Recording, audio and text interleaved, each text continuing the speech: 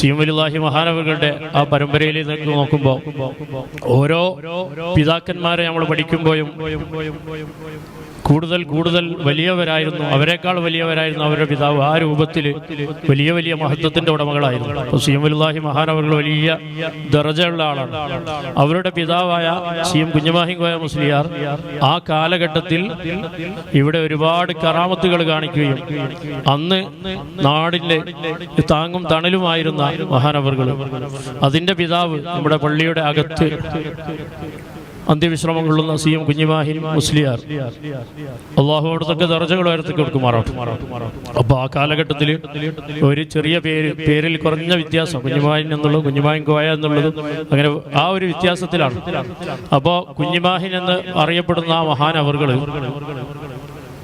ആ കാലഘട്ടത്തിൽ ഈ നാടിന് വേണ്ടി, ഈ നാട്ടിൽ വെളിച്ചമായി ഇവിടെ ഒരു പള്ളി ഉണ്ടാക്കാനും